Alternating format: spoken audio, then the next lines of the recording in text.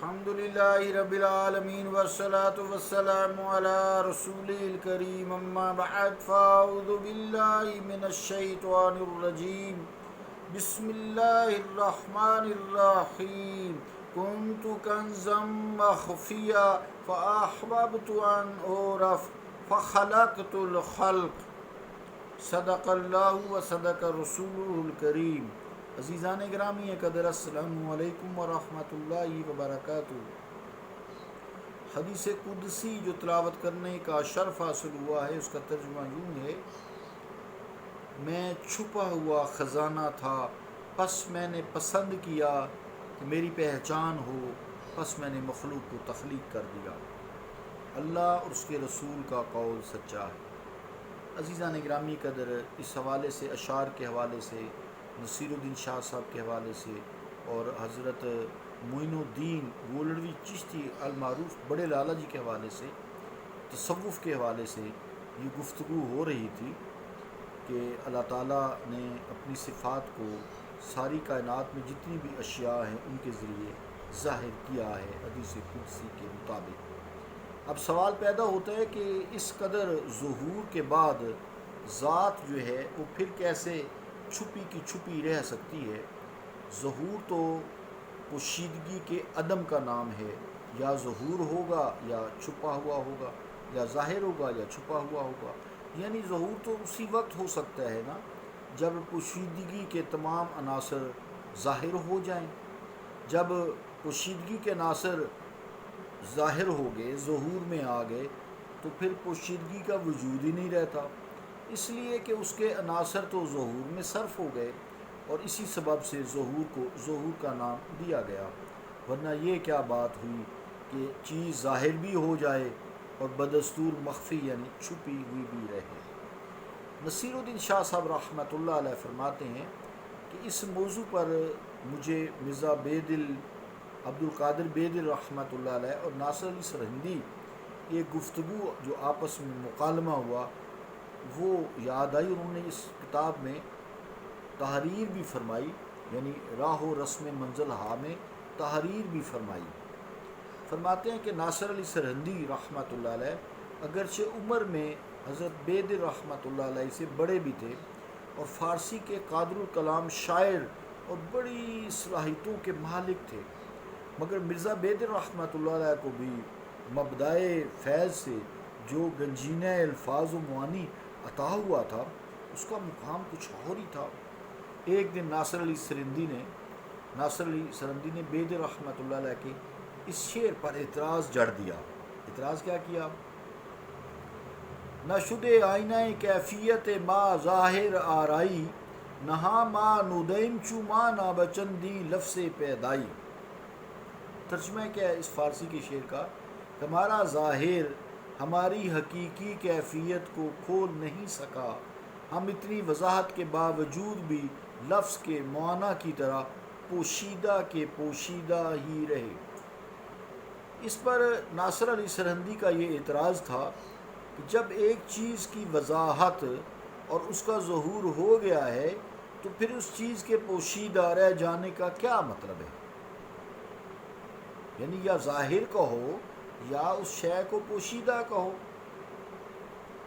مگر جب بچندی لفظ پیدائی کہتے ہو تو اس کا مطلب تو یہ ہے کہ وہ شے پہلے عالم خفا میں تھی، یعنی خفا میں تھی، عالم خفا نہیں، خفا پوشیدگی چھپا ہونا، عالم خفا میں تھی، مگر اب وہ پیدا اور ظاہر ہو گئی ہے۔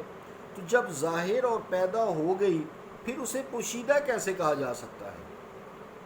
ناصر علی کا مطلب یہ تھا کہ جس شے کا اب ظہور ہو گیا ہے وہ پہلے پوشیدہ تھی، جس طرح اس کی حالت پوشیدگی پر لفظ اظہار کا اطلاق درست نہیں۔ کنت کنزا مخفیہ کہ میں چھپا ہوا خزانہ تھا، فاحببت ان اعرف میں نے پسند کیا کہ میں پہچان، فخلقت الخلق تو میں نے مخلوق کو تخلیق کر دیا، یعنی اب میں ظاہر ہو گیا، ساری مخلوق میں نظر آتی ہے۔ اسی طرح اس کی حالت اظہار کے اعلان کے بعد اس پر لفظ پوشیدگی کا اطلاق نادرست ہے۔ ایک شے بیک وقت دو کیفیات سے کیسے دو چار ہو سکتی ہے؟ یا اسے ظاہر کہو یا اسے پوشیدہ کہو۔ ظاہر کہنے کے بعد اسے پوشیدہ کہنا خلاف عقل سلیم بھی ہے۔ مرزا بید رحمۃ اللہ علیہ ناصر علی کی باتیں سنتے رہے۔ جب ناصر علی مکمل طور پر تقریر فرما چکے تو خاموش ہو گئے، تو مرزا بید رحمۃ اللہ علیہ فرمانے لگے، میں نے جو کچھ کہا ہے قریب حقیقت کہا ہے اور وہ بالکل درست کہا ہے۔ ناصر علی رحمۃ اللہ علیہ نے کہا، وہ کیسے بھائی، یہ کیسے؟ علامہ بید رحمۃ اللہ علیہ نے کہا کہ آپ ذرا انسان ہی کی تعریف کر دیں، زیادہ لمبا کام نہیں، انسان ہی کی تعریف کر دیں۔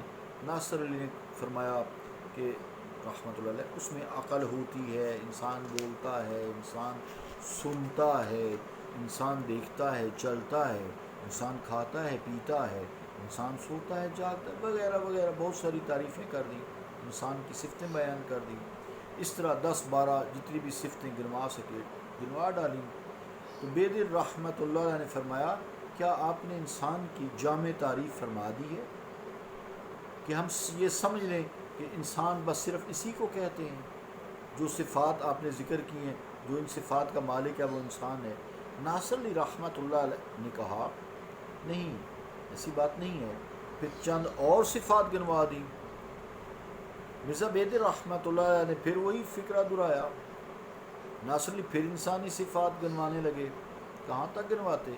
جب 60-70 صفات گنوا چکے تو بید نے پھر وہی فکرہ دہرایا کہ بس یہی انسان ہے، کہ آپ کے جو بیان کردہ صفات ہیں وہ اس میں ہی انسان ہے، وہی انسان ہے جو انسان میں پائی جاتی ہیں یا پائی جا سکتی ہیں۔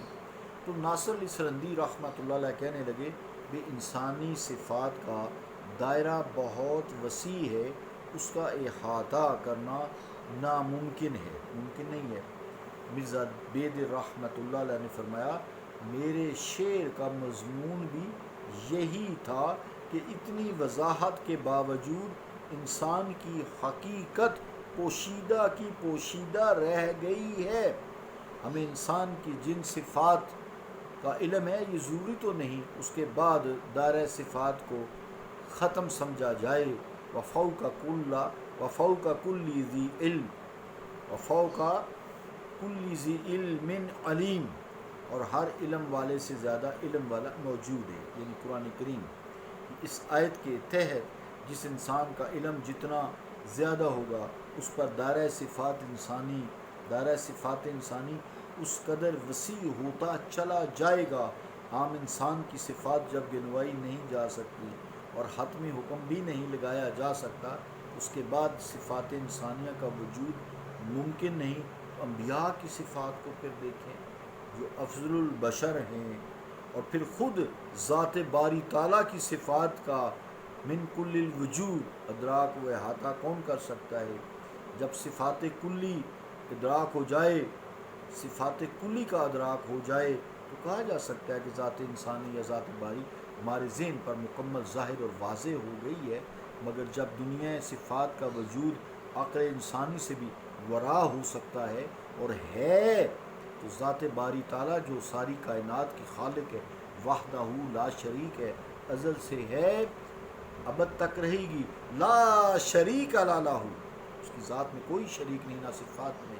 تو ذات باری تعالیٰ کے لیے یہ کہنا کہ صفات معلومہ کی بنا پر وہ مکمل ظاہر اور باہر ہو گئی ہے، اسے نہ تو عقل سلیم تسلیم کرتی ہے اور نہ ہی شریعت و طریقت، اور لا تدرکہ الابصار کا اطلاق اس پر کیا جا سکتا ہے۔